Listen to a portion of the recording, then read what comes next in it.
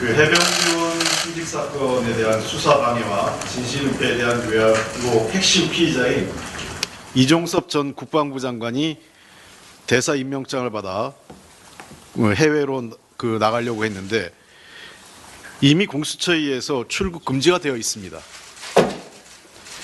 법 앞에 외에는 없습니다. 출국 금지가 되어 있는데 이종섭 장관을 예외로 할 수 있습니까? 도대체 윤석열 정부는 무슨 의미로 이 해외 호주 대사를 임명해서 내보내겠다는 겁니까?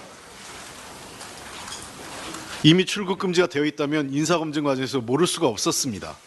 이를 알고도 대사로 내보내는 것은 대통령 본인이 이번 해병대 장병 사망 사건 수사 외압에 몸통인 것을 스스로 인정하는 겁니다. 핵심 공범을 해외로 도피시키려 한 것입니다. 이 자체도 또 다른 중대 범죄가 됩니다. 아울러 이종섭 전 장관의 지시로 국방부 조사본부에 전달된 검토보고 자료에 따르면 임성근 전 해병대 1사단장 등 직접적 책임이 있는 관계자 혐의를 특정하지 말라는 가이드라인이 적혀 있는 것으로 밝혀졌습니다. 국방부 조사본부가 조사도 하기 전에 이미 결론을 내린 겁니다. 공수처는 이종섭 전 장관을 즉각 수사하십시오. 그리고 대통령은 이종섭 장관의 호주 대사 임명을 철회하십시오. 있을 수 없는 일입니다. 국민이 그렇게 우습습니까?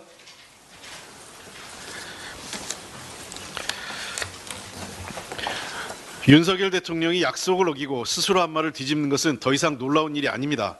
그러나 그 폐해로 인한 피해가 고스란히 국민에게 전가된다는 점에서 매우 심각합니다. 윤석열 대통령은 따뜻한 국정을 펼치겠다며 서민을 위한 금융 공급을 확대하고 취약계층의 어려움을 살피겠다고 지난 10월 예산안 시장연설에서 말씀하셨습니다. 그럼에도 금융위원회는 지난해보다 경제가 그럼에도 금융위원회는 지난해보다 경제가 어려운 가운데 서민과 취약계층을 위한 정책금융인 햇살론 공급 규모를 작년보다 1조 500억 원이나 줄였습니다. 고금리, 고물가로 고통받는 서민은 안중에도 없는 것입니다.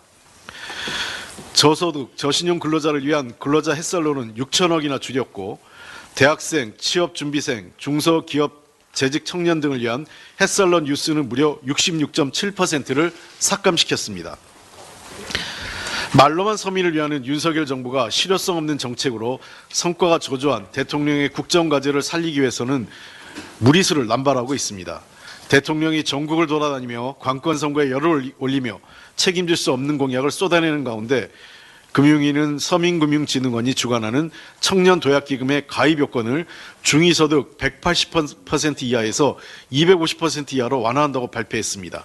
이는 4인 가구 소득 1억 6,203만 원까지 해당하는 청년도 가입할 수 있게 되는 것으로 애초 서민층 청년의 자산 형성을 돕겠다는 취지에 반하는 것입니다. 정부는 애초 청년 도약기금에 300만 명 넘게 가입할 것이라고 추산했지만 실제로는 188만 명에 그치는 실정이고 이미 국회 예산정책처는 가입 수요가 과대 산정되었다고 지적한 바 있을 정도로 실효성 없는 정책이 이미 드러났습니다. 그럼에도 서민금융은 줄이고 국민에게 도움이 안 되는 대통령 관심사업에만 신경을 쓰는 것은 오로지 선거에 표를 얻고 대통령 심기경호를 위해 정책과 예산을 악용하고 낭비하는 것입니다.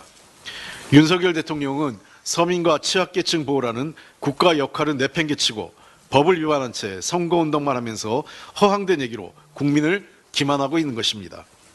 서민과 취약계층은 벼랑 끝으로 몰리고 있습니다. 그러나 대통령과 정부는 국민에게 힘이 되는 데는 관심은 없고 자신들을 위한 권력을 지키는 데 혈안이 되어 있습니다. 서민에게 버팀목이 되는 민주당이 국민의 삶을 지키도록 함께해 주시기 바랍니다. 윤석열 대통령이 후보 시절 공공기관장에 캠프에서 일하던 사람 시키는 일은 안 할 것, 그리고 나눠먹기식으로 해서는 국민 통합이 안 된다라며 낙하산 인사하지 않겠다고 약속했습니다. 그러나 한전, 인천공항공사, 한국항공우주산업, 한국가스공사, 한국도로공사 등 셀 수 없이 많은 공공기관, 공기업, 경제단체까지 전문성 없는 대선 캠프 인사, 윤석열 대통령과 인연이 있는 인사들이 점령했습니다. 전문성과 역량도 없이 윤석열 대통령이 태워준 낙하산을 타고 내려와 수억 원의 연봉과 차량 등을 제공받으며 세금을 축내고 있는 것입니다. 이 정도면 윤석열 대통령의 말은 거꾸로 이해하는 것이 더 나을 정도로 시건을 일삼고 있는 것입니다. 공정과 상식은 이미 찾을래야 찾을 수도 없습니다. 더욱이 현재 51곳의 공공기관의 기관장 자리가 공석이거나 후임이 임명되지 않은 상태로 파행 운영되고 있습니다. 이는 총선을 염두에 공천 탈락, 낙선 등으로 보은해야 하는 인사들을 위해 비워둔 것으로 윤석열 대통령의 공언과는 정반대로 공공기관 자리를 정치적으로 악용하는 것입니다. 이외에도 올해 말까지 150여 곳의 공공기관장이 교체 예정입니다. 국민들은 혈세로 운영되는 공공기관이 윤석열 카르텔의 나눠먹기, 먹잇감이 될 것이라는데 큰 우려를 갖고 있습니다. 부끄러움도 없이 거짓말을 하고 염치도 없이 함량 미달 인사들에게 자리를 나눠주는 행태에 반드시 국민적 심판이 있어야 합니다. 국가 운영 이렇게 하지 마십시오. 지난 3월 4일 23년 전 발생한 홍제동 화재 참사 당시 인명구조 활동을 하다 순직한 6명의 소방관을 기억하는 소방영웅길이 조성됐습니다. 이는 평택과 울산에 이어 세 번째 조성된 것으로 우리 당 오영환 의원의 제안에 따라 만들어진 것입니다. 소방영웅길 조성을 통해 국민의 안전을 위해 희생하고 헌신한 소방관들을 기억하고 추모하며 소방관과 국민의 안전에 더욱 힘쓰는 계기가 되길 바랍니다. 민주당은 집권 시 방호복 지급, 24시간 막교대 근무에 3교대 근무로 전환은 물론 예산 확대와 소방관 국가직화로 소방관의 처우 및 장비 개선을 꾸준히 추진해 왔습니다. 또 체계적인 재난관리 역량 강화도 선도해 왔습니다. 아울러 지난 5일에는 우리 사회 영웅인 소방관과 국민 안전을 더욱 강화하기 위한 공약도 발표했습니다. 소방장비 구입 개발을 위한 소방재정 강화로 소방 서비스의 질을 제고하고 인명구조, 로봇, 소방안전, 드론 등 첨단 소방장비 도입 확대로 소방관의 안전과 화재 진압 역량을 강화하는 것도 공약을 했습니다.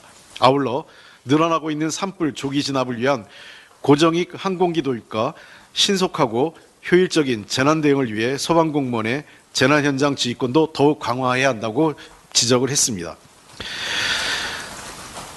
더불어민주당은 이 소방관의 안전 그리고 소방관이 존경받고 국민은 안전한 대한민국을 만들기 위한 정책을 실천해 나가겠습니다. 소방관과 국민 안전을 위한 예산 확보에 있어 정부 야당과 초당적인 협력도 하겠습니다. 민주당의 안전 공약이 실현될 수 있도록 국민들께서 힘을 모아주시기 바랍니다. 이상입니다.